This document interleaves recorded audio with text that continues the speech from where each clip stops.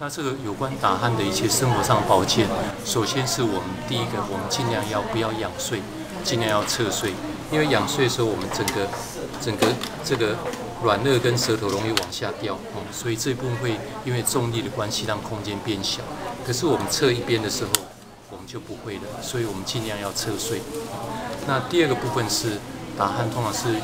体重越重的越容易打鼾，所以我们在体重要维持，特别是短时间1年之内体重突然快速增加的打鼾，或甚至变成睡眠呼吸中止的机会就会增加。那第三个就是我们希望这个上呼吸道的鼻腔的通道能够改善，因为我们鼻腔的呼吸如果阻塞，就会有鼻鼾的声音，也就是气流它震动我们软腭的后方，就会发出像那种比较累的时候的鼻鼾的声音。所以我们又有需要把我们的鼻腔呼吸的空间能扩大，包括我们使用一些消肿的药物去充血的药物，让鼻子呼吸，不管用喷的或吃的，让鼻塞能够在睡眠的时候减轻。那第二个方式就是说，对于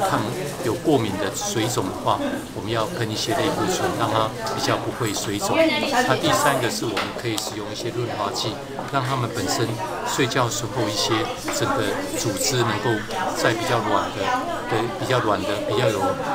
不会那么干燥的一个组织，这样震动起来的鼾声就比较不会那么粗糙。所以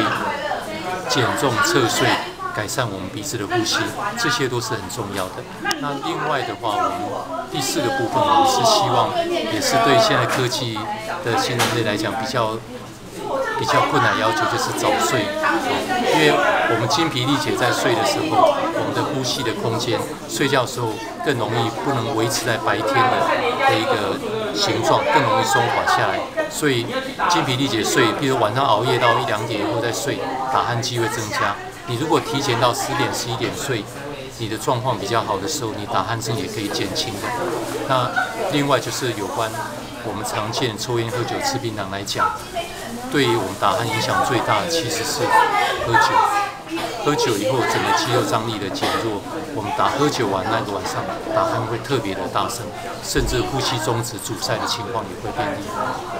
所以这一部分的话，生活上这几个部分如果能够调整的话，大概我们能够减轻30% 以上的病患得到一个还不错的一个效果。当然，如果这些生活层面都没有问题的话，我们就要寻求专科医师，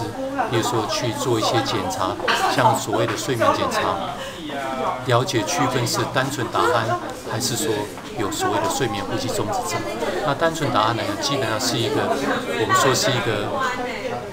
对这个人际关系有影响，但是如果睡眠呼吸中止症的话，基本上对我们健康就有影响，这一部分就要寻求更积极、更专业的治疗。